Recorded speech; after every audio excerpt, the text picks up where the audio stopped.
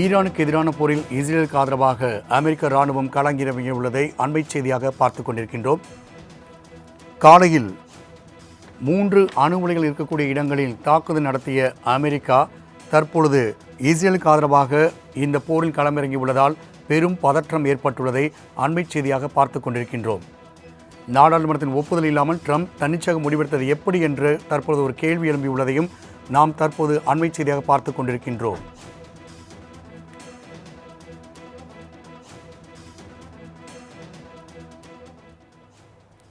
ஒரு வாரத்திற்கு மேலாக இஸ்ரேல் ஈரான் இடையே போர் பதற்றம் ஏற்பட்டு போர் சூழல் அங்கு மூண்டிருக்கக்கூடிய நிலையில் இரு நாடுகளும் மாறி மாறி குண்டுகளை வீசி தாக்குதல் நடத்தி வருகின்றன.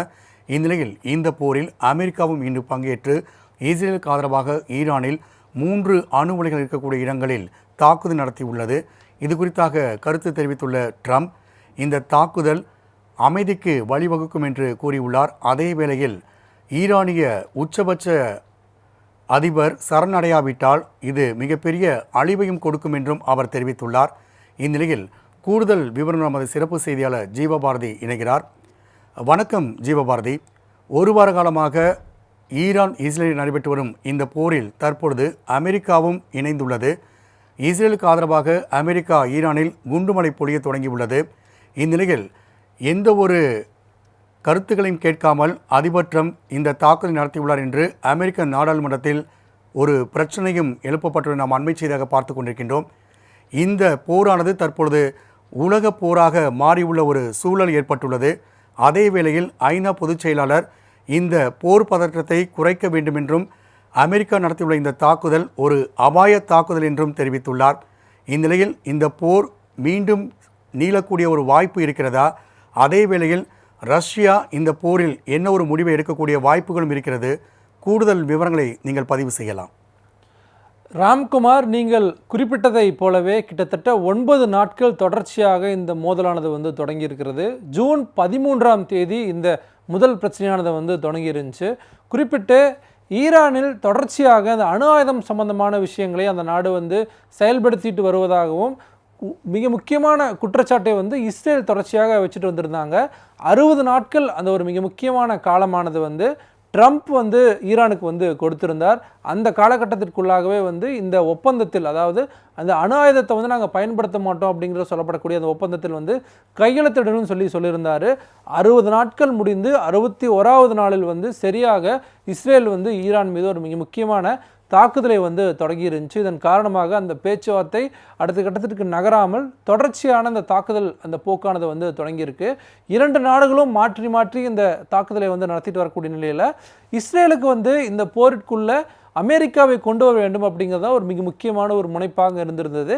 குறிப்பிட்டு இந்த 9 நாட்களில் இஸ்ரேலும் ஈரானும் மாறி மாறி குண்டுகளையும் மாறி மாறி பல்வேறு விமர்சனங்களையும் வச்சுட்டு வந்திருந்தாங்க. அதே போல் ட்ரம்ப் அவர்கள் குறிப்பிட்டு ஈரான் இந்த விஷயத்தில் கையெழுத்திடணும், எந்த விதமான சார்ந்த விஷயங்கள், அணுசக்தி சார்ந்த விஷயங்களை பயன்படுத்தக்கூடாது அப்படின்ட்டு தொடர்ச்சியாக பேசிட்டு வந்த நிலையில் இது அடுத்த கட்டத்திற்கு நகரி ஈரானினுடைய அதி உயர்ந்த தலைவரான கமேனியை குறிவைக்கிறதாகத்தான் இந்த ஒரு மிக முக்கியமான தாக்குதல் சார்ந்த விஷயங்கள் நகர்ந்துட்டு போயிருந்துச்சு.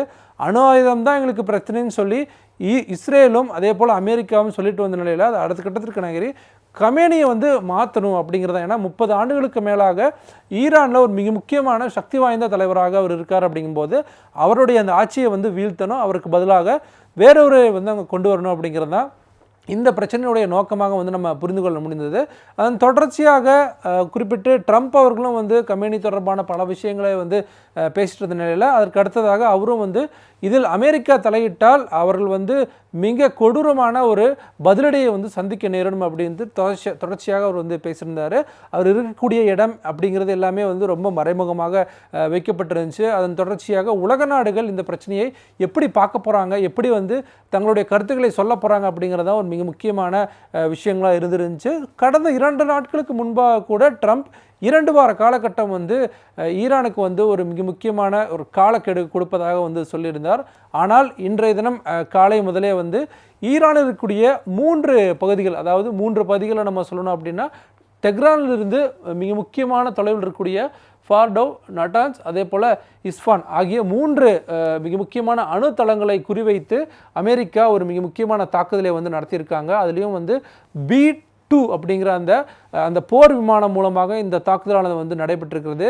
அது தொடர்ச்சியாக இந்த தாக்குதல் தொடர்ந்து அமெரிக்கா வந்து ஒருவேளை இஸ்ரேலுக்கு ஆதரவாக ஈரானை நோக்கி வருது அப்படின்னா என்ன மாதிரியான போர் தந்திரங்களை வந்து பயன்படுத்தும் அப்படின்ட்டு பலரும் பல விஷயங்களை தொடர்ச்சியாக எழுதிட்டு இருந்திருந்தாங்க. குறிப்பிட்டு இந்த ஃபார்டோஸ் பகுதியில் இருக்கக்கூடிய அந்த அணு தளமானது வந்து கான்கிரீட் கீழே, அதாவது பூமிக்கு அடியில் வந்து அந்த உருவாக்கமானது வந்து செய்யப்பட்டிருந்துச்சு. அந்த பகுதியை எப்படி வந்து குறிப்பிட்ட அந்த பகுதியை எப்படி வந்து தகர்க்க போகிறாங்க, இல்லை எப்படி வந்து இந்த குண்டுகள் மூலமாக தொட போகிறாங்க அப்படிங்கிறதா மிக முக்கியமான ஒரு கேள்வியாக இருந்துருந்துச்சு. அதற்கான விடை தான் இன்று காலை அமெரிக்கா அந்த B-2 அப்படிங்கிற விமானத்தை பயன்படுத்தி அந்த கான்கிரீட் துளைகளை துளைத்து உள்ளே இருக்கக்கூடிய அந்த மிக முக்கியமான அணு தளத்தை வந்து குறி வச்சு தாக்கியிருக்காங்க. இந்த 3 இடங்கள் தெஹ்ரானிலிருந்து ஒரு 60 கிலோமீட்டர் பக்கத்தில் இருக்கக்கூடிய அந்த ஃபார்டோஸ் அந்த ஒரு அணு தளத்தை வந்து தாக்கியிருந்தாங்க. அதே போல் நட்டான்ஸா, அதுக்கடுத்ததாக இஸ்ஃபாஹான் ஆகிய 3 தளங்களை வந்து தாக்கியிருந்தாங்க. இந்த தாக்குதலின் தொடர்ச்சியாக மிக முக்கியமான ஒரு விஷயம் என்ன அப்படின்னா, அந்த உலக நாடுகள் இருக்கக்கூடிய அந்த அட்டாமிக் சார்ந்த விஷயங்களை வந்து கண்காணிச்சுட்டு வரவங்க இது வரைக்கும் இந்த தாக்குதலின் தொடர்ச்சியாக எந்த விதமான ரேடியேஷனும் வந்து பரவலை அப்படிங்கிற விஷயத்த சொல்லியிருக்காங்க. நம்ம இந்த விஷயங்கள் தொடர்பாக இன்னும் விரிவாக பேசலாம். ஐநாவினுடைய முன்னாள் அதிகாரி திரு கண்ணன் அவர்கள் வந்து நம்முடன் தொலைபேசி வாயிலாக இருந்திருக்கிறார். சார் வணக்கம். சார் வணக்கம் சார். குறிப்பிட்டு இந்த 2 நாடுகளுக்கு இடையான இந்த போர் அப்படிங்கிற சார்ந்த விஷயங்கள் வந்து அமெரிக்காவை எப்படி ஏதும் இந்த போருக்குள் கொண்டு வரணும் அப்படின்ட்டு தொடர்ச்சியாக இஸ்ரேல் வந்து முயற்சிகளை வந்து மேற்கொண்டு வந்திருந்தாங்க. அமெரிக்கா இந்த போருக்கு உள்ளே வந்ததன் தொடர்ச்சியாக இந்த போர் எப்படி வந்து மாறி இருக்குங்க சார்? இப்போ இது ரொம்ப சீக்கிரம், நமக்கு இன்னும் சரியான தகவல்கள் நமக்கு கிடைக்கல. அந்த அணு ஆயுத தளங்கள் முழுவதுமாக தாக்கப்பட்டு விட்டனவா, அழிக்கப்பட்டு விட்டனவா என்பது நாட்கள் செல்ல செல்ல அல்லது வாரக்கணக்கு ஆன பிறகுதான் தெரியும். அதை ஒட்டித்தான் மேற்கொண்டு தாக்குதல்கள் நடக்குமா நடக்காதா என்பதை அமெரிக்காவும் இஸ்ரேலும் முடிவு செய்வார்கள் என்று நான் எண்ணுகிறேன். இதற்கு இடையில் ஈரானியர்கள் பேச்சுவார்த்தைக்கு ஒருவேளை ஒப்புக்கொண்டார். இப்போது வரை அவர்கள் அந்த மாதிரி சமிக்ஞை செய்வதாக எனக்கு தெரியவில்லை. அவர்கள் பிடிவாதமாகவும் மிகுந்த எதிர்ப்பையும் கண்டனத்தையும் தெரிவிக்கும் வகையிலும் தான் பேசிக் கொண்டிருக்கிறார்கள். ஸோ போகத்தான் பார்க்கணும். இது வந்து ரொம்ப சீக்கிரம். சார், இப்போ இதில் இன்னொரு விஷயம் வந்து ஈரான் வந்து அந்த அணு ஆயுதம் சார்ந்த விஷயங்கள் வச்சிருக்கிறதா பிரச்சனையா, இல்லை அங்கே இருக்கக்கூடிய அந்த தலைமை கமேனியை வந்து அடுத்த கட்டத்துக்கு நோக்கி நகர்த்தணும், அவரை வந்து அந்த பதவியிலிருந்து இறக்கணும் அப்படிங்கிறதா ஒரு நோக்கமா? அவர்கள் 2006க்கு பிறகு ஈரான் யுரேனியத்தை செறிவூட்டுவது அணு ஆயுத முயற்சிக்குத்தான் அப்படின்றது சர்வதேச வல்லுநர்கள் பலருடைய கருத்து.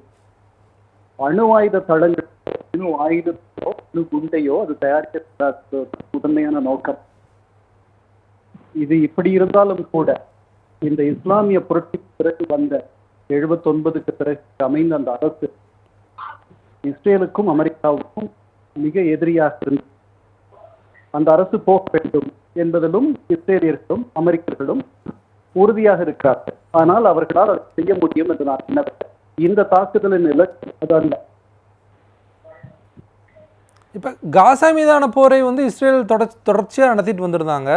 அதை மறைக்கிறதுக்கு இல்லை வந்து தொடர்ச்சியான மிகப்பெரிய ஒரு அழுத்தம் வந்து உலக நாடுகள் இருந்து அது மேலே வந்தாலும் கூட அந்த போரை மறைக்கிறதுக்கு அடுத்த கட்ட ஒரு போரை தொடங்குறாங்க நம்ம புரிஞ்சுக்கிறதா, இல்லை அதற்கு பின்னாடி இருக்கக்கூடிய அரசியல் என்னவா இருக்கு சார்? அதில் இல்லை, நான் அந்த போர் மேல இருக்கிற பார்வை திசை திருப்புவதற்காக நான் நினைக்கல. ஏன்னா அந்த போர் அக்டோபர் 7, 2023 தொடங்கிடுச்சு.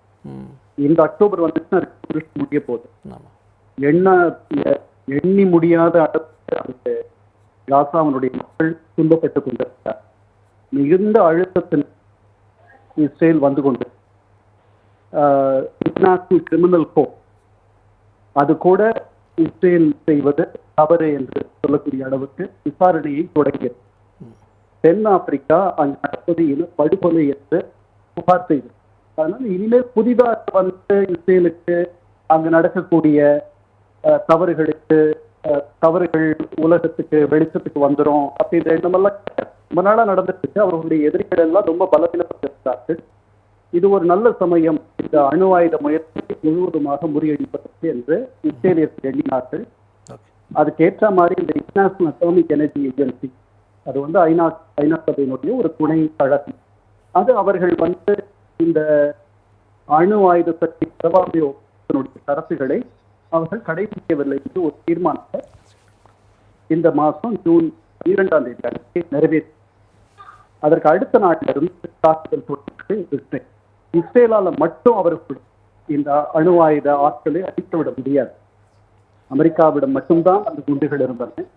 அதனால அமெரிக்கா அதில் சேர வேண்டும் என்று ஈரான் நினைத்த உண்மை. ஈரானியர்களும் அதற்கு துணை போனார்கள் என்றுதான் நினைக்கிறேன். சார், இப்போ இது அடுத்த கட்டமாக வந்து நறுது அப்படிங்கும்போது இந்தியாவினுடைய நிலைப்பாடு எந்த அளவுக்கு முக்கியத்துவம் வாய்ந்ததாக இருக்குது? தொடர்ச்சியாக கட்டுரைகள்லாம் பார்க்க முடியுது. இந்த இஸ்ரேல் ஈரானில் வந்து சரியான முடிவை வந்து இந்தியா எடுக்கலை. கடந்த காலங்களில் இருந்த தலைவர்கள் எடுத்த முடிவிலிருந்து ரொம்பவே ஒரு 360 டிகிரி ரொம்ப ஆப்போசிட்டாக எடுக்கிறாங்க அப்படிங்கிற விமர்சனம்லாம் வைக்கப்படுது. உங்களுடைய பார்வை என்ன சார்? நான் அப்படி நினைக்கல. ஏன்னா இன்னைக்கு விமர்சனம் வைப்பவர்கள் அவர்கள் ஆட்சியில் இருந்தால் இதே மாதிரி முடிவுகளை தான் எடுப்பாங்கன்னு நான் நினைக்கிறேன். அதாவது நாம இந்த மாதிரி வாக்கெடுப்பு வரும்பொழுதெல்லாம் நாம் இப்ப சமீபத்தில் நடந்த அந்த காசா மீது நடந்த வாக்கெடுப்பில் நாம் கலந்து கொள்ளவில்லை. நமக்கு ரெண்டு பேருமே வேண்டியவர்கள். பாலஸ்தீனியர்களுக்கு நாம் ஒரு அலுவலகம் தந்திருக்கிறோம், அவர்களுடைய தூதரை இங்கே வைத்திருக்கிறோம். அதனால நான் அப்படி நினைக்கிறேன். அவர்கள் ஒரு 180 டிகிரி மாறி நமக்கு வந்து நம்முடைய நலன் தான் முக்கியம். அதை எப்படி காப்பாற்றிக் கொள்ள முடியும் என்று சவுத் பிளாக்ல இருக்கக்கூடிய டெல்லியினுடைய அதிகாரிகளும் அரசியல்வாதிகளும் தலைவர்களும் என்ன நினைக்கிறார்களோ அதை ஒட்டி முடிவுகள் இந்தியாவினுடைய நலன் மட்டுமே நமக்கு புரியுது. நீங்கள் கடந்த காலங்களில் இருந்த சூழல்களில் வந்து அன்றைய காலகட்டத்தில் இருந்த தலைவர்கள் அந்த முடிவுகள் எடுத்திருப்பாங்க. இப்போ இருக்க சூழல் வந்து இப்படி ஒரு முடிவை வந்து எடுக்கிறதுக்கான ஒரு சூழலாக இருக்குங்கிறீங்க. அப்படித்தான் நான் நினைக்கிறேன். ஓகே, இதில் வந்து ஐநாவினுடைய தலையீடு எந்த அளவுக்கு முக்கியத்துவம் வாய்ந்ததாக இருக்கும் சார்? அவர் தான் எல்லாம் அவங்கள அந்த தாக்குதலை கண்டனத்திற்கு அளவில் இல்லை. ஐநா ரொம்ப பலவீனப்பட்டு இருக்கு. ஐநா பாதுகாப்பு சபையின் சுதந்திர உறுப்பினர்கள் அவர்களுக்குள் ஒற்றுமை இல்லாமல் இருக்கிறார்கள். அதனால ஐநாவுடைய பொதுச் செயலாளருடைய பீக்கியமோ அல்லது அவருடைய மாண்போ அல்லது அவருடைய கனமோ முன்னளவுக்கு இல்லை. இந்த ஐநா அடுத்த கட்டத்துக்கு இந்த விஷயங்களை எடுத்துகிட்டு போக போகிறாங்க. உலக நாடுகள் வந்து இந்த விஷயத்தை எப்படி அடுத்தது பார்க்க போகிறாங்க அப்படின்ட்டு குறிப்பிட்டு தொலைபேசி வாயிலாக வந்து பல்வேறு விஷயங்களை பரிந்துரைக்கு ரொம்ப நன்றி சார். அடுத்ததாக நம்மளுடைய இணைப்பில் வந்து திருமிகு பொன்ராஜ் அவர்கள் வந்து இணைந்திருக்கிறார். குறிப்பிட்டு தொடர்ச்சியாக இந்த அணு ஆயுதம் சார்ந்த விஷயங்கள் உள்ளிட்ட பலவற்றை தொடர்பாக ரொம்ப எளிமையாகவே வந்து நம்முடைய மக்களுக்கு வந்து பல விஷயங்களை வந்து சொல்லிட்டு வராரு. சார் வணக்கம் சார். வணக்கம் சார். வணக்கம் சார். சார் எப்படி பார்க்குறீங்க சார் இந்த 3 இடங்களை வந்து குறிவைத்து அமெரிக்கா தாக்கி இருக்கிறது? ஒரு பக்கம் அங்கே வந்து அணு ஆயுதம் சார்ந்த விஷயங்களே இல்லைங்கிற ஒரு பார்வையும் முன்வைக்கப்படுது. இன்னொரு பக்கம் வந்து நாங்கள் இதை குறி வச்சு தாக்கியிருக்கோங்கிறாங்க. ஈரானும் வந்து இந்த தாக்குதலை வந்து உறுதிப்படுத்துகிறாங்க. நம்ம எப்படி புரிஞ்சுக்கிறது சார்? அதாவது இஸ்ரேலை வந்து ஈரான் முற்றிலுமாக அழித்துவிடும் என்ற நிலை வந்த பொழுது இப்பொழுது அமெரிக்கா தலையிட்டு இருக்கிறது. B2 ஸ்டெல்த் பாம்பரை வச்சு அவங்க வந்து தாக்குதலை நடத்தியிருக்காங்க. ஃபர்டோனுடைய நியூக்ளியர் ஃபெசிலிட்டி, அது அண்டர் கிரவுண்ட் நியூக்ளியர் ஃபெசிலிட்டியில் தாக்குதல் நடத்தப்பட்டிருக்கிறது. அடுத்து நட்டான்ஸ்லையும் அடுத்து இஸ்பஹான்லையும் தாக்குதல் தமஹாவாக் மிசைல்ஸை வச்சு தாக்குதல் நடத்தியிருக்காங்க. அவங்களுடைய ப்ரீ டெஸ்ட் என்ன அப்படின்னா நியூக்ளியர் 3 நியூக்ளியர் சைட்டை சென்ட்ரிஃபியூஜ் ஃபெசிலிட்டியை என்ரிச்மெண்ட் சைட்டை வந்து நாங்கள் அழித்து விட்டோம் என்று அமெரிக்கா டிக்ளேர் பண்ணியிருக்கு. இன்றைக்கு வந்து மேக்சிமம் ஃபோர்ஸ், அதாவது அமெரிக்கா வந்து அணுகுண்டுக்கு முந்தைய நிலையில் மேக்சிமம் ஃபோர்ஸை B2 ஸ்டெல்த் பாம்பரை வச்சு இந்த தாக்குதல் நடத்தப்பட்டிருக்கிறது. இதிலிருந்து தெரிகிறது அமெரிக்காவுக்கு வேற வழி இல்லை இஸ்ரேலை பாதுகாப்பதற்கு. ஈரான் இல்லை என்றால் முற்றிலுமாக இஸ்ரேலை அழித்துவிடும் என்ற நிலை ஏற்பட்டிருக்கிறது. இந்த நிலையிலும் வந்து அவர்கள் சொல்லக்கூடிய குற்றச்சாட்டு இது இன்னைக்கு நேற்று ஈரானுடைய நியூக்ளியர் சைட்டு அதாவது இந்த பொருடவா இருக்கட்டும், இல்ல நாடன்ஸா இருக்கட்டும், இல்ல வந்து இஸ்பஹான்ல வந்து தொடர்ந்து 2010 இருந்து தொடர்ந்த தாக்குதல் அமெரிக்காவும் இஸ்ரேலும் நடத்தி கொண்டுதான் இருக்கிறது. இன்றைக்கு அதிபயங்கர தாக்குதல் நடத்தப்பட்டிருக்கிறது. 100 to 200 அடிக்கு இந்த பாம் வந்து பெனிட்ரேட் ஆகி அந்த இடங்களை அழித்ததாக இவர்கள் சொல்கிறார்கள். எனவே ஆனால் இன்டர்நேஷனல் அட்டாமிக் எனர்ஜி ஏஜென்சி வந்து எந்த there is no nuclear leakage இருக்கு, there is no fissile material leakage இருக்கு, லீக்கேஜுக்கான தடயம் இல்லை என்று அவர்கள் அனௌன்ஸ் பண்றாங்க. எப்படி வந்து ஈராக்கினுடைய அதிபர் சதாம் ஹுசைன் வந்து ரசாயன ஆயுதங்களை வைத்திருக்கிறார், நியூக்ளியர் ஃபெசிலிட்டி வைத்திருக்கிறார் என்று சொல்லி பொய்யான குற்றச்சாட்டை நெத்தன்யாகு சொல்லி அதை அமெரிக்கா நம்பி அதை மேல் போர் தொடுத்து அளித்தார்களோ அதே போல ஈரானையும் இவர்கள் முயற்சிக்கிறார்கள். பட் இதுல இருந்து என்ன தெரியுது அப்படின்னா B-2 பாம்பர் வச்சும் நியூக்ளியர் என்ரிச்மெண்ட் ஃபெசிலிட்டியை இவர்கள் ஒன்றும் மேஜர் சேதம் ஏற்படுத்தி விடவில்லை என்ற நிலைதான் காணப்படுகிறது. சார் இப்போ இதில் இன்னொரு விஷயம் சார், குறிப்பிட்டு இஸ்ரேல் வந்து இந்த போரில் அமெரிக்கா உள்ளே கொண்டு வந்துடும் தான் மிக முக்கியமாக தொடர்பாக பேசிட்டே இருந்தாங்க. இப்போ அதற்கு நீங்கள் சொன்ன மாதிரி இஸ்ரேலை வந்து தனித்து விட்டுட்டு இருந்தால் ஈரான் வந்து அடித்து காலி பண்ணிடும் அப்படிங்கிறதுனால அமெரிக்கா உள்ளே வந்துருச்சு அப்படிங்கிறீங்க. இது முன்பே செஞ்சுருக்கலாமே, ஆனால் இஸ்ரேல் தொடர்ச்சியாக ஒரு போரை தொடங்கி அதுக்கப்புறம் அமெரிக்கா உள்ளே வந்து இதை நம்ம எப்படி புரிஞ்சுக்கிறோம் சார் இந்த அரசியலை? இதை அவங்க எதிர்பார்க்கல. இஸ்ரேல் வந்து அயர்ன் டோம் வச்சிருக்காங்க, டேவிட் ஸ்லிங் வச்சிருக்காங்க, இப்படி 3 கட்ட ஏர் டிஃபென்ஸ் பாதுகாப்பு இருக்கு. இவர்கள் ட்ரோன்ஸ் மூலமா ஈரானுடைய நியூக்ளியர் ஃபெசிலிட்டிஸை, நியூக்ளியர் சயின்டிஸ்ட எல்லாரையும் இதை காலி பண்ணாங்க. அதை மேனேஜ் பண்ணிடுவாங்க என்று நினைத்தார்கள். ஆனால் ஈரான் கொடுத்த தாக்குதலை உலகமே எதிர்பார்க்கவில்லை. இந்த ஈரான் கொடுத்த தாக்குதலை சுத்தமாக அயர்ன் டோம் வந்து செயலிழந்து விட்டது. இன்றைக்கு இஸ்ரேல் வேற வழியே இல்லாம அமெரிக்கா தலையிட வேண்டிய சூழல் ஏற்பட்டிருக்கிறது. இன்னமும் இது வான்வெளி தாக்குதல் தான். இந்த B-2 பாம்பர் வந்து மேக்சிமம் போர்ஸ்னு வச்சுக்கோங்களேன், அமெரிக்காவால் செய்யக்கூடிய மேக்சிமம் போர்ஸ், எக்ஸப்ட் அணுகுண்டு வீசுவதை தவிர்த்து மேக்சிமம் போர்ஸ் யூஸ் பண்ணியிருக்காங்க.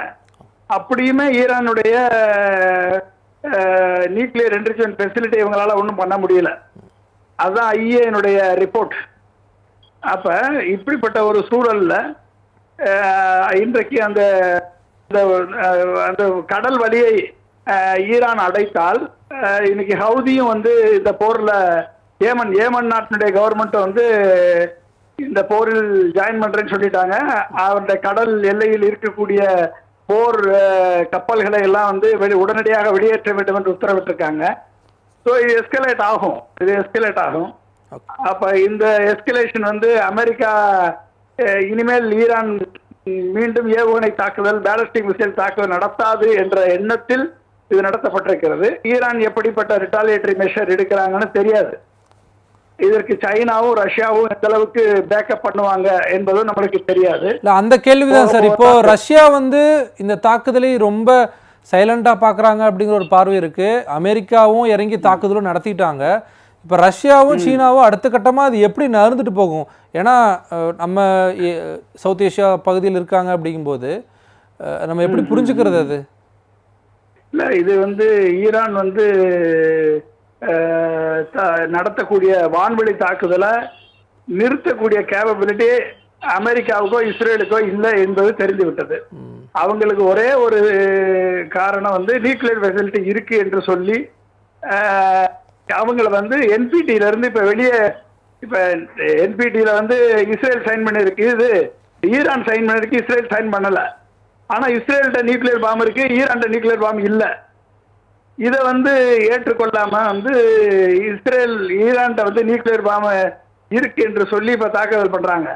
அப்ப என்ன ஆகுது, NPT-ல சைன் பண்ண ஒரு கவர்மெண்ட் அதுல இருந்து வெளியே ஏறக்கூடிய நிலைமையை இப்ப அமெரிக்காவுடைய தாக்குதல் ஏற்படுத்தி அவங்க வெளியேறிட்டாங்கன்னு வச்சுக்கோங்க. அவங்க நியூக்ளியர் பாம்பை உருவாக்கக்கூடிய சூழலை இப்ப அமெரிக்காவுடைய தாக்குதல் ஈரானுக்கு கொடுத்திருக்கிறது, அந்த வாய்ப்பை கொடுத்திருக்கு. இப்ப இது வந்து சைனாவும் ரஷ்யாவும் அதுக்கு சப்போர்ட் பண்ணாங்கன்னா ஈரான் ஒரு நியூக்ளியர் பவராக மாறும். அப்ப நீங்க என்ன பண்ண போறீங்க? அப்ப வந்து இது வந்து ஒரு ஒரு இம்பேலன்ஸ் கிரியேட் ஆகிட்டு தான் இருக்கும். பீஸ் எப்படி வரும், பீஸ் எப்போ வரும் அப்படின்னா 1947 யுஎன்னுடைய ரெசல்யூஷன் படி பாலஸ்தீனத்தையும் இஸ்ரேலையும் பிரித்து வைத்த அந்த எல்லை கோட்டின்படி இவர்கள் வந்து பிரித்து கொடுத்து அப்பதான் வந்து இதுக்குரிய அமைதி திரும்பும். ஹலோ ஹலோ அடுத்த ஒரு விஷயம் என்னன்னா, பாகிஸ்தான் வந்து இதுல வராங்க. பாகிஸ்தான் வந்து நேரடியாக அமெரிக்க அதிபரை போய் சந்திக்கிறாங்க, பாகிஸ்தானுடைய இராணுவ அதிகாரி. என்ன இதுல பாகிஸ்தான் உள்ள வருது, அவங்களுக்கு வந்து நோபல் பரிசு கொடுங்க அமைதிக்கான அதெல்லாம் சொல்றாங்க. இப்போ இதுல நம்ம இதை எப்படி கனெக்ட் பண்றது சார்? ஈரானுக்கும் பாகிஸ்தானுக்குமான எல்லை இருக்கு, மிக முக்கியமான பகுதி. இப்போ அதை வைத்து அமெரிக்கா அந்த நகர்வுகளை வந்து நடத்துதா சார்? இல்ல, பாகிஸ்தான் வந்து அமெரிக்கா வந்து பாகிஸ்தானுக்கு ஆதரவாகத்தான் இருக்கிறது. இந்தியாவை விட அமெரிக்கா வந்து பாகிஸ்தான் வந்து ஆதரவாகத்தான் இருக்கிறது. இந்த போர் நிறுத்தத்திற்கு அமெரிக்கா தான் காரணம் என்று அமெரிக்க அதிபர் பலமுறை சொல்லிவிட்டார். எனவே வந்து பாகிஸ்தானுக்கு அவங்க வந்து சப்போர்ட்டும் இந்தியாவுக்கும் சப்போர்ட்டும் ரெண்டு பக்கமும் நாங்கள் வந்து அமைதியை ஏற்படுத்தியிருக்கோம் என்று இவர் சொன்னார். ரஷ்யாவுக்கு உக்ரைனுக்கு அமைதி ஏற்படுத்துகிறோம் என்று சொன்னார். ஆனா இஸ்ரேலுக்கு மட்டும் இவரால் அமைதியை கொண்டாட முடியல, இஸ்ரேல் பாலஸ்தீனத்திற்கு மட்டும். 1947 ஐநா இன்றைக்கு செயலிழந்து காணப்படுகிறது. ஐநாவுக்கு எந்த விதமான ஒரு செயலிழந்த ஒரு பல்லிழந்த ஒரு அதிகாரமற்ற ஒரு அமைப்பாக ஐநா இருக்கிறது. அப்ப எனவே வந்து அமெரிக்கா அதில் தீவிரமாக இருப்பதனால், நாட்டோ அவருடைய வீட்டோ பவரை பயன்படுத்துவதனால் இந்த அமைதி திரும்புவதற்கு வாய்ப்பில்லை. ஆனால் அதை வந்து திரும்ப வேண்டும் என்று சொன்னால் ஐக்கிய நாடு சபை ஒரு பவர்ஃபுல்லான அமைப்பாக அமெரிக்கா சாராத ஒரு அமைப்புள்ள இருக்க வேண்டும். செக்யூரிட்டி கவுன்சில் ஸ்ட்ராங்கா இருக்கணும். அப்பதான் உலகத்தில் அமைதி திரும்பும். இல்லைன்னா இது மாதிரி அங்கங்க சண்டை நடந்துட்டு தான் இருக்கும். அப்புறம் வல்லான் வகுத்ததே வலி என்ற நிலை ஏற்படும். அப்ப திரும்பி அடிக்கிறவனெல்லாம் தீவிரவாதின்னு சொல்லுவாங்க. அதான் பிரச்சனை. நன்றி சார். தொலைபேசி வாயிலாக வந்து பல்வேறு விஷயங்களை பகிர்ந்தமைக்கு ரொம்ப நன்றி சார். இந்த தாக்குதலின் நம்ம குறிப்பிட்டு பார்க்க வேண்டிய அடுத்த கட்ட விஷயம் என்ன அப்படின்னா, அமெரிக்கா வந்து இந்த தாக்குதலுக்கு உள்ளே வந்து இந்த இரண்டு நாடுகளுக்கு இடையேயான பிரச்சனைக்கு உள்ளே வந்ததுக்கு பிறகாக நெத்தன்யாகு இஸ்ரேலினுடைய அதிபர் வந்து அமெரிக்காவுக்கு மிக முக்கியமான ஒரு நன்றியை வந்து தெரிவிச்சிருக்காரு. வரலாற்று அளவிற்கான ஒரு மிக முக்கியமான தாக்குதலை வந்து ஈரான் மீது அமெரிக்கா நடத்தியிருக்கிறது அப்படின்னு சொல்லி புகழ்ந்து பேசியிருக்காரு. இஸ்ரேல் மற்றும் ஈரானுக்கு இடையேயான இந்த போரில் அமெரிக்கா வந்து மிக முக்கியமான தாக்குதல் நடத்தியிருக்கக்கூடிய நிலையில் அமெரிக்க நாடாளுமன்றத்தினுடைய ஒப்புதல் இல்லாமல் இந்த தாக்குதலை வந்து அமெரிக்க அதிபர் நடத்தியிருப்பதாக ஒரு மிக முக்கியமான குற்றச்சாட்டானது வந்து வைக்கப்படுகிறது. அதில் குறிப்பிட்டு நம்ம சொல்லணும் அப்படின்னா, அமெரிக்கா எந்த ஒரு நடவடிக்கை வெளிநாடுகளில் எந்த ஒரு நடவடிக்கைகளை எடுத்தாலும் கூட அது வந்து மிக முக்கியத்துவம் வாய்ந்த அந்த அனுமதி வந்து பெறணும் அப்படிங்கிறது தான். இந்த 3 நாடுகள் பிரச்சனை தொடர்பாக இன்னும் விரிவாக நம்முடன் பேசுவதற்காக பன்னாட்டு உறவுகள் பேராசிரியர் திரு கார்த்தியன் வந்து இருந்திருக்கிறார். சார் வணக்கம் சார். சார் கார்த்தியன் சார் வணக்கம். இஸ்ரேல் ஈரான் போரில் அமெரிக்கா வந்து உள்ளே வந்ததன் தொடர்ச்சியாக, நேரடியாக தாக்குதல் நடத்தியதன் தொடர்ச்சியாக இதை வந்து 3வது உலகப் போர்னு சிலர் குறிப்பிட்டு சொல்கிறாங்க.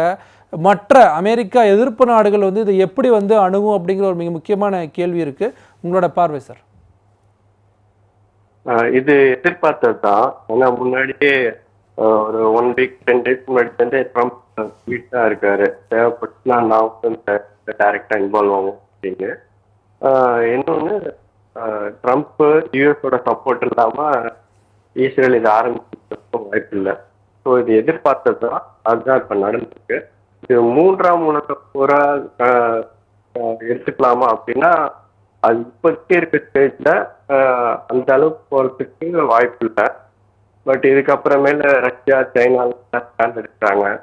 இந்த organisation of Islamic cooperation of கண்ட்ரிஸ்லாம் கொஞ்சம் ஸ்டேட்மெண்ட்லாம் கொடுக்க ஆரம்பிச்சிருக்காங்க. அப்புறம் இதோட பாதிப்பா 3ஆம் உலக போர் அந்த பெருசா இன்ஃப்ராஸ்ட்ரக்சர் பாதிப்பு அதெல்லாம் வரதுக்கு முன்னாடி இம்மிடியட்டா உலக நாடுகளுக்கு என்ன பாதிப்பு வரும் அப்படின்னா, எண்ணெய் விலை உயரும். ஆயில் கிடைக்கிறதுக்கு, எரிபொருள் அது கிடைக்கிறதுக்கு ப்ராப்ளம் வரும். ஏன்னா இந்த ஸ்ட்ரெயிட் ஆஃப் ஹோம்ரூஸ் அப்படின்னு சொல்றது ஹார்முஸ் ஜலசந்தி அப்படிங்கிறது கிட்டத்தட்ட ஈரான் கண்ட்ரோல்ல தான் இருக்கு.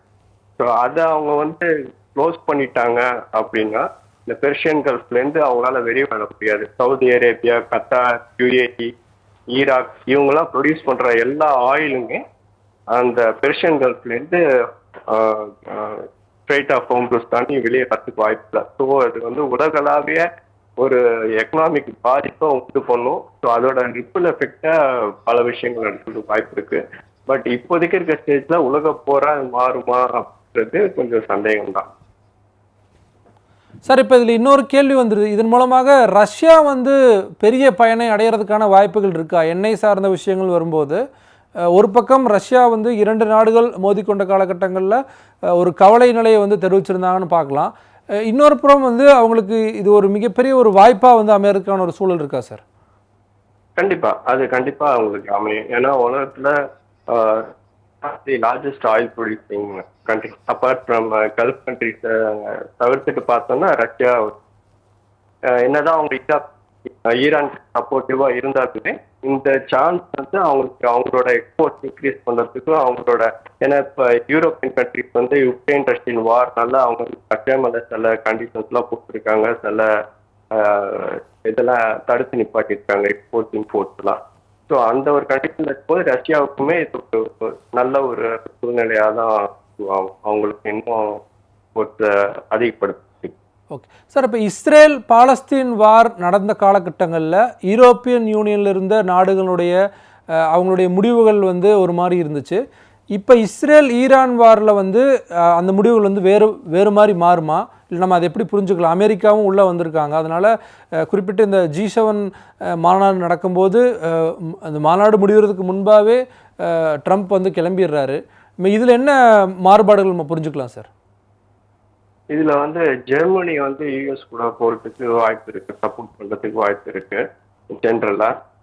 மற்றபடி எல்லாம் கொஞ்சம் நிதானிச்சு யூகேவும் சப்போர்ட் பண்றதுக்கு வாய்ப்பு இருக்கு. மற்ற கண்ட்ரிஸ்லாம் நிதானமா யோசிச்சு அவங்களோட முடிவுகள் எடுப்பாங்கன்றதும் என்னோட அபிப்பிராயம். நீங்கள் இதற்கு அடுத்ததாக இஸ்லாமிய நாடுகள், ஈரானுக்கு இந்த பக்கம் இருக்கக்கூடிய பல்வேறு சவுதி அரேபியா உள்ளிட்ட நாடுகள்லாம் இருக்குது. இப்போ அவங்க எப்படி இந்த விஷயத்தை அணுகுவாங்க? எல்லாரும் ஒன்றிணைந்து அமெரிக்காவையும் இஸ்ரேலையும் வந்து எதிர்ப்பாங்களா? இல்லை அவர்களுடைய முடிவு எந்த அளவுக்கு ஒரு மிக முக்கியத்துவம் வாய்ந்ததாக இருக்கும் சார்? தியரிட்டிக்கலா பார்க்கும்போது ஃபாரின் பாலிசி அப்படின்னு பார்க்கும்போது அவங்க கண்டிப்பா இஸ்ரேலோட எதிர்க்க தான் செய்வாங்க. அமெரிக்காவையும் கொஞ்சம் போரை நிப்பாட்டுங்க, கொஞ்சம் பேச்சுவார்த்தைக்காக சரி பண்ணுங்க. ஏன்னா எல்லா இஸ்லாமிக் கண்ட்ரிஸும் யூனிட்டியா இருக்காங்கன்னு சொல்ல முடியும். சவுதி அரேபியா, கத்தார், யுஏஇ அந்தந்த நாடுகள்லாம் ஈரான் டோட்டலாக சப்போர்ட் பண்ற நாடு கிடையாது. அவங்களுக்குள்ள சில டிஃப்ரென்சஸ்லாம் வித்தியாசம் இருந்த போதிலும் அவங்க ஒரு organisation of Islamic cooperation organisation ஸ்டேட்மெண்ட்ஸ் கொடுக்கலாம். பட் போர்ல பிசிக்கலா ஜாயின் பண்ணுவாங்க அப்படின்றது ரொம்ப கம்மி தான். அது பெரும்பாலான நாடுகள் அது இன்வால்வ் ஆக மாட்டாங்க. இப்போ அடுத்ததாக சார், அமெரிக்காவினுடைய ட்ரம்ப்பினுடைய அந்த நிர்வாகத்துக்குள்ளேயே ஈரானில் வந்து அணு ஆயுதம் சார்ந்த விஷயங்கள் வந்து அதிகப்படியாக இல்லை அப்படிங்கிற ஒரு வாதமும் வைக்கப்படுது. ஆனால் ட்ரம்ப் வந்து உறுதியாக வந்து நம்புகிறார் ஈரான் தொடர்ச்சியாக இந்த விஷயங்களை வந்து அடுத்தடுத்த இடத்துக்கு நோக்கி நகருது அப்படின்ட்டு. அந்த நிர்வாகத்திலே வந்து மிகப்பெரிய ஒரு பிளவு இருக்கா? 2 விதமான கருத்துக்கள் தொடர்ச்சியாக இருக்குங்கிற அந்த பார்வையை முன்வைக்கப்படுது. அது ஒரு சில ஆங்கிள் அந்த அவங்க நிர்வாகத்திலே சில பேர் பேச ஆரம்பிச்சிருக்காங்க. ஏன்னா இன்டர்நேஷனல் அட்டாமிக் ஏஜென்சி அவங்க கொடுத்த ரிப்போர்ட்ல தெளிவா சொல்லியிருக்காங்க, ஈரான் கிட்ட இப்போதைக்கு இருக்கக்கூடிய யுரேனியம் அதில் வந்து என்ரிச்மெண்ட் பண்ணியிருக்காங்க. 50% அளவுக்கு என்ரிச்மெண்ட் பண்ணியிருக்கிறதுலேருந்து நியூக்ளியர் ஆர்ம்ஸ் அணுகுண்டுக்கு தயாரிக்கிற அளவுக்கு அவங்க எங்கேயும் போகல, அந்த மாதிரி எங்கேயுமே தடயங்கள் நாங்கள் வரைக்கும் பார்க்கல அப்படின்ற ஸ்டேட்மெண்ட் கொடுத்துருக்காங்க. ஸோ அதை ஒரு பேஸா வச்சு கூட ட்ரம்ப் அட்மினிஸ்ட்ரேஷன்ல இருக்கவங்க அதை வச்சுக்கிட்டு நம்ம ப்ராப்ளம் கொஞ்சம் சரி பண்ணலாம், பேச்சுவார்த்தை மூலமா சரி பண்ணலாம் அப்படின்னு சொல்லலாம். இதுல நம்ம என்ன ஞாபகம் வச்சுக்கணும்னா, இந்த பிரச்சனை இஸ்ரேல் வந்து ஈரான் மேல தாக்குத ஆரம்பிக்கும் போதே ட்ரம்ப் கவர்மெண்ட் கூட ஈரான் கவர்மெண்ட் இந்த பேச்சுவார்த்தையில தான் இருந்தாங்க. ஸோ அங்கேருந்து திரும்ப ஸ்டார்ட் பண்ணி அதை அமைதி கொண்டு வரதுக்கு ட்ரை பண்ணலாம். பட் ட்ரம்ப் வந்து அவரு எதேச்சியா தன்னச்சிக்காரமா எது வேணா செய்யக்கூடிய ஆளு. இன்னொன்று பிரசிடென்ஷியல் வீட்டோங்கிறது யூஎஸை பொறுத்த வரைக்கும் ரொம்ப பவர்ஃபுல்லான ஒரு பிரசிடென்ட் என்ன நினைக்கிறாங்களோ அது முடிஞ்ச வரைக்கும் எந்த அளவுக்கு வேணா செய்ய முடியும். ஸோ இதில் ட்ரம்ப் மற்ற எதிர்ப்புகள் வந்தாலும் அதை எதிர்த்து முன்னேறி செல்லக்கூடிய ஆளாக தான் பர்சனாலிட்டி அப்படிதான் இருக்கு. இன்னொன்று ஆரம்பத்துலேருந்து அவர் வந்ததுலேருந்தே பார்த்தீங்கன்னா பாலஸ்தீனன்னு அவங்க வந்து எடுத்து பாலஸ்தீனை கையில் எடுத்துக்கிட்டு அங்கே ஒரு கனடாலையும் சரி பாலஸ்தீன்லையும் சரி சில ஏரியாங்களை நாங்கள் கையகப்படுத்துவோம் அப்படின்ற மாதிரி தான் பேசிட்டு இருந்தார்.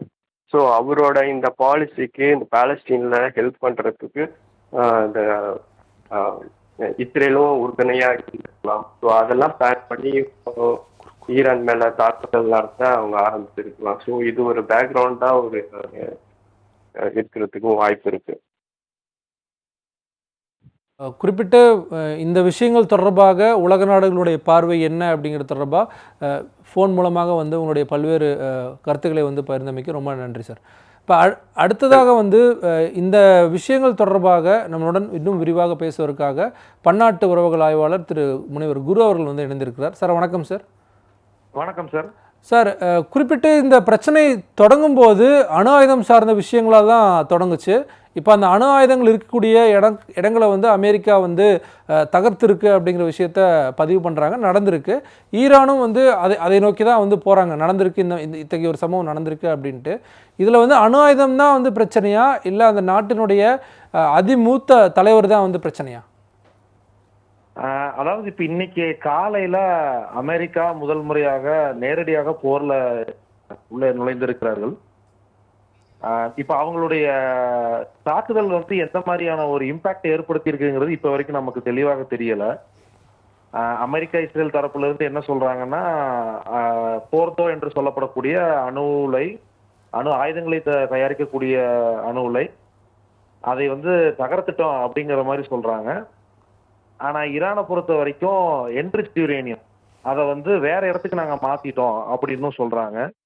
இன்னும் இதனுடைய நிலை என்னங்கிறது வந்து நமக்கு இன்று நாள் செல்ல செல்ல அல்லது எதிர்வரும் நாட்கள்ல தான் நமக்கு தெளிவா தெரியும் என்று நினைக்கிறேன்.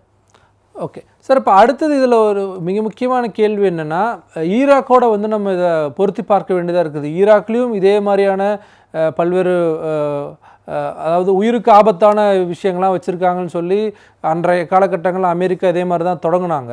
இப்போ இதையும் நம்ம எப்படி சார் பொருத்தி பார்க்குறது? சதாம் ஹுசைனுடைய இறுதி முடிவுகளும் அந்த விஷயங்களை நோக்கி தான் வந்துச்சு. ஸோ இந்த விஷயங்கள் எப்படி நம்ம பொருத்தி பார்க்குறது? நிச்சயமாக இதுக்கும் அதற்கும் வந்து சில ஒற்றுமைகள் இருக்கிறது, சில வேறுபாடுகளும் இருக்கிறது.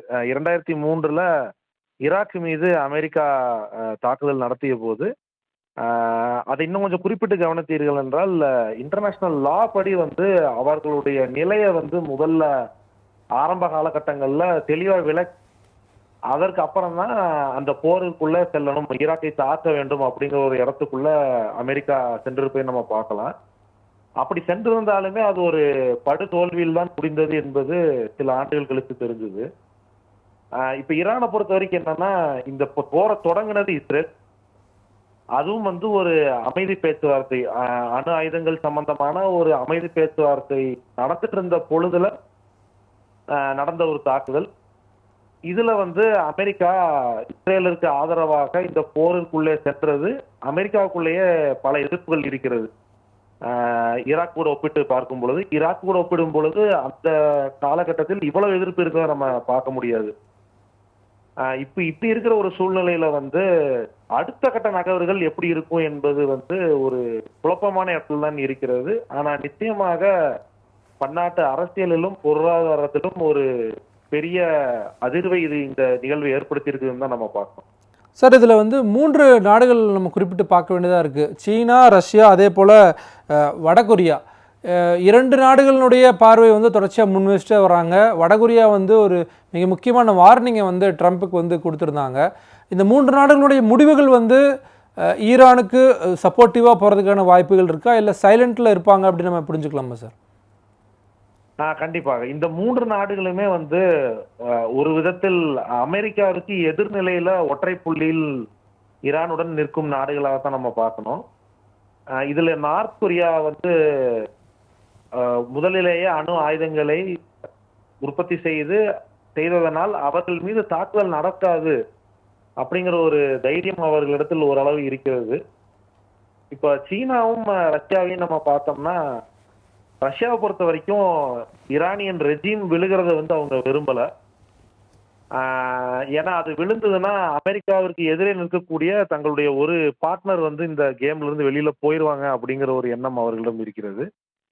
இதே போல சீனாவை நம்ம பார்த்தோம்னா, சீனாவை பொறுத்த வரைக்கும் இது ஒரு ஆப்டிமல் சுச்சுவேஷன் கிடையாது. அவங்கள பொறுத்த வரைக்கும் அமெரிக்காவும் ஈரானும் ஒரு போரில் இருப்பது ஆப்டிமல் சுச்சுவேஷன் இல்லை.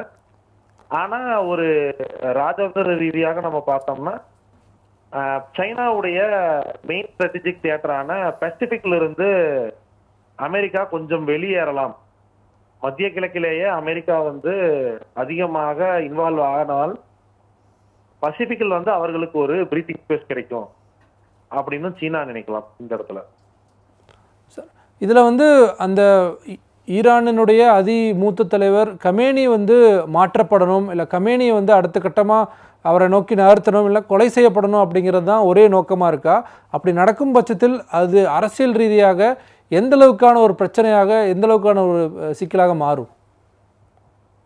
இப்போ இந்த தாக்குதலுக்கு ஒரு 4-5 நாட்களுக்கு முன்னாடி பார்த்தோம்னா, முதலில் இஸ்ரேல், அதற்கு பின்பு ட்ரம்ப் இருவருமே ரெஜிம் சேஞ்ச் என்று சொல்லக்கூடிய ஈரானினுடைய அந்த அரசை மொத்தமாக கவிழ்க்க வேண்டும் அப்படிங்கிற ஒரு எண்ணத்தில் தான் இந்த தாக்குதலை பிளான் பண்ணியிருக்காங்க அப்படின்னு நமக்கு தெளிவாகவே தெரிகிறது. ஆனா அது செய்வது அவர்களுக்கு சாதகமா என்பதையும் அவர்கள் யோசிச்சு கொண்டுதான் இருந்திருக்கிறார்கள் என்று நம்ம பார்க்க முடியுது. அப்படி இருக்கும்போது ட்ரம்ப் இன்னைக்கு காலையில இந்த தாக்குதல் நடத்திய பிறகு என்ன சொல்லி இருக்காருன்னா, ரெஜிம் மாற்றுவது எங்களுடைய நோக்கம் அல்ல, இதோடு ஈரான் ஒரு ஒப்பந்தத்திற்கு வந்தால் நாங்கள் அந்த ரெஜிம் சேஞ்சை நோக்கி போக மாட்டோம் அப்படிங்கிற மாதிரியான ஒரு ஸ்டேட்மெண்ட் கொடுத்திருக்காரு. ஆனா இது எந்த அளவுக்கு உண்மை, இது சில நேரங்களில் தண்ணியில் எழுதி வச்ச ஒரு ஸ்டேட்மெண்ட் தானா அப்படிங்கிற மாதிரியான சந்தேகங்களும் இதை நோக்கி நிறைய இருக்கிறது. கமேனி இந்த 2 நாடுகளுக்கும் அந்த அளவுக்கான ஒரு அச்சுறுத்தலை கொடுத்துட்டு இருக்காரா? ஏன்னா இவ்வளவு காலம் அந்த விஷயங்கள் சார்ந்து பெரிய அளவில் கிடையாது. இந்த 60 நாட்கள் கொடுக்கப்படுது, அதன் தொடர்ச்சியாக 61வது நாள் இஸ்ரேல் நேரடியாக தாக்குதல் நடத்திடுறாங்க.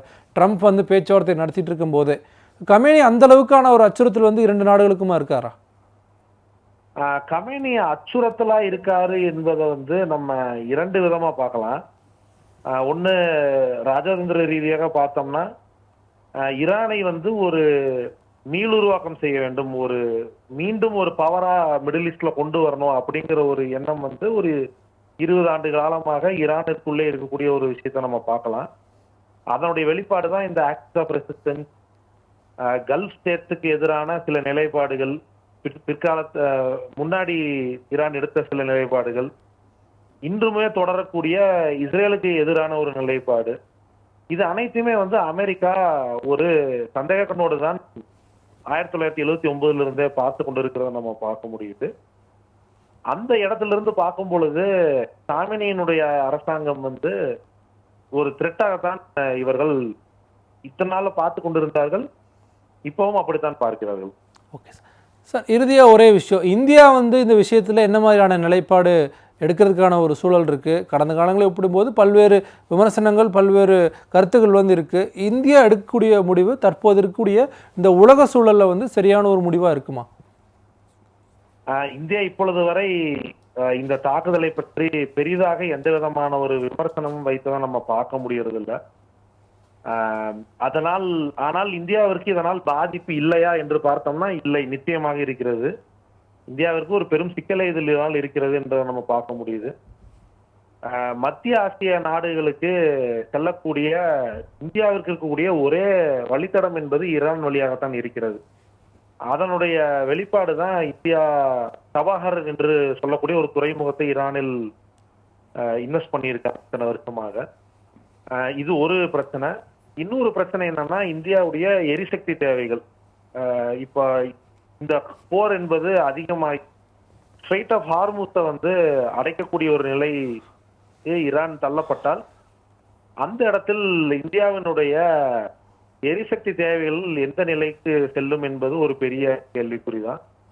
இது எல்லாத்தோட ஒரு முக்கியமான கேள்வி என்னன்னா, இந்தியாவுடைய டயாஸ்போரா, கல்ஃப் ஸ்டேட்ஸ்ல இருக்கக்கூடிய டயாஸ்போரா, இந்த போர் பெரிதாகி கல்ஃப் ஸ்டேட்ஸையும் இந்த போருக்குள் உள்வாங்கக்கூடிய ஒரு நிலை ஏற்பட்டால் அங்க இருக்கக்கூடிய சுமார் ஒரு 90 லட்சம் இந்திய டயஸ்போரா என்ன ஆவாங்க அப்படிங்கிறதும் ஒரு பெரிய கேள்விக்குறியா இருக்கிறது.